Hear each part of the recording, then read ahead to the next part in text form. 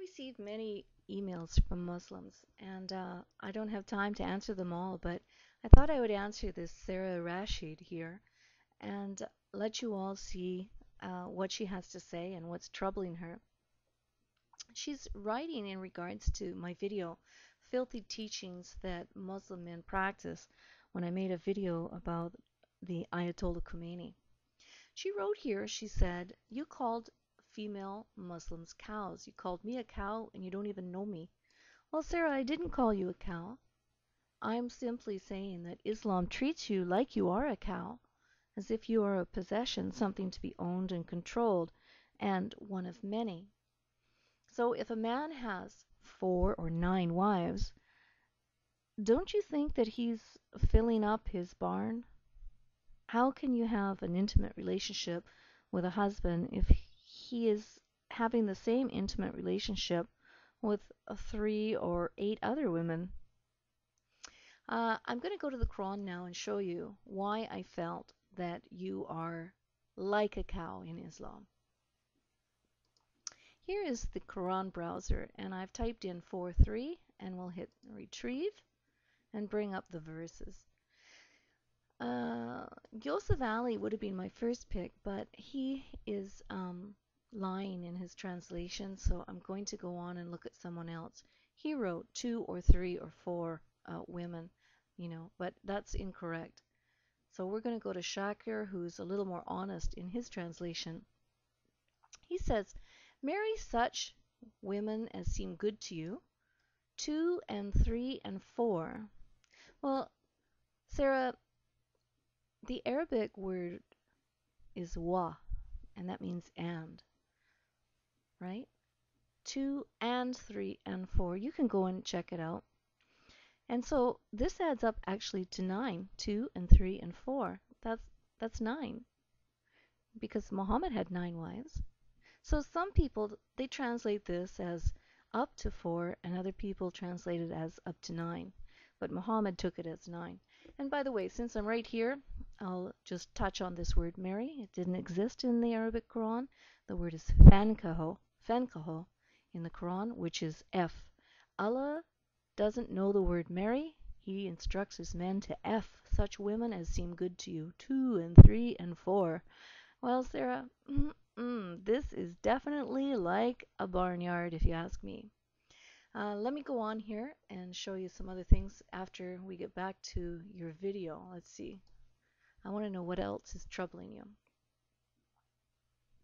You have no idea what you're talking about, and you had the audacity to curse a man, a great man, wow, a great man, who had PhDs and led revolutions from another country, a very respectable man, saying that he had red eyes and seems on fire.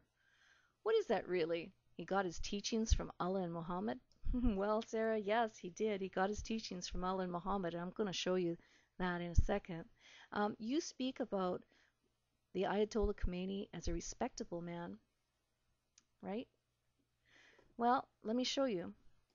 This is the Ayatollah Khomeini's book. You can get a hold of it and read it for yourself.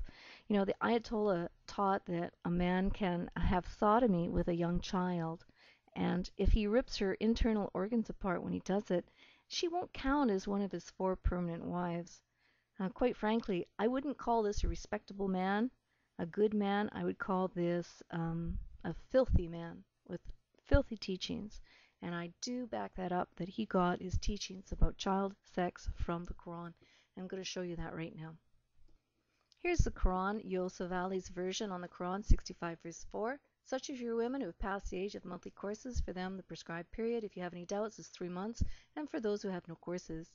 Let's look at another translation of the Quran for the same verse.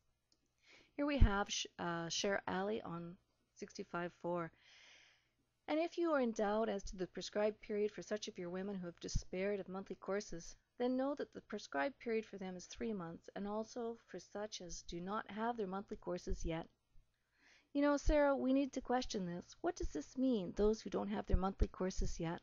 It's not up to us, as I've said to many Muslims, it's not up to us to explain what the Quran is saying by our minds or our wishful thinking. We need to go to the tafsirs and see what they have to say, because those are the words of Muhammad and they explain what the Quran means. So let's go now and see. Here is the tafsir of Ibn Kathir, and he says, the same for the young who have not reached the age of menstruation. Their iddah is 3 months. Well, you know, Sarah, there is no iddah period for the marriage that hasn't been consummated. So we have to ask, who are these young people? Who are these young who haven't reached the age of menstruation? They are children. They are children, Sarah. And your book is telling you how men can divorce little children after they sexed them. This is immoral. This is a sin, a huge sin, which proves also that the Quran is written by a man and not God. The other thing I wanted to say to you is that I think that Muslim women are treated like cows in a barnyard if a man has multiple wives, and I'm going to tell you why. You know, there is a hadith where Muhammad wrote that he didn't like what Fatima doesn't like, and what hurts Fatima hurts him.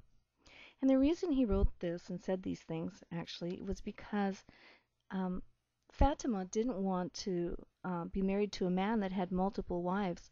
So Muhammad didn't allow Ali to marry other women while he was married to his stepdaughter Fatima. And you know, it's not hard for us to figure out what that was all about. It's obviously pretty clear from a woman's perspective that she doesn't like to share her intimacy with her husband. She doesn't want to share time and wealth and partnership, care, responsibility, work, trust, unity, faithfulness, companionship, the works. She doesn't want to share that. So Muhammad, he said, he doesn't like what Fatima doesn't like.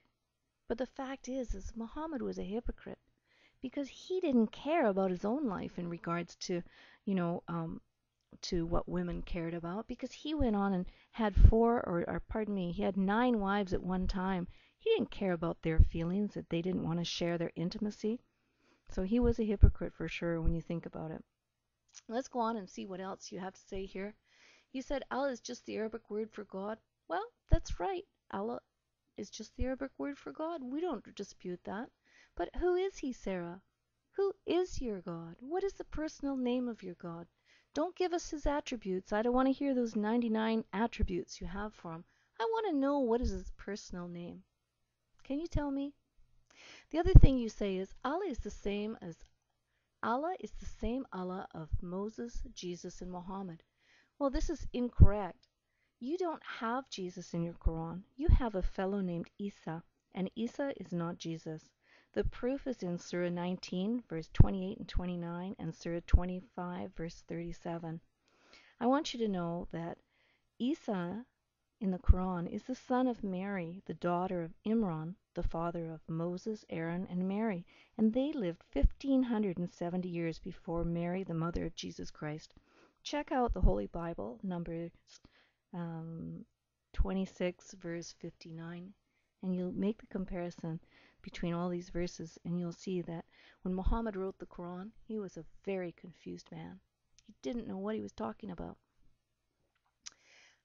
What else do you say? You say so much here. I just don't have time to speak about all of it.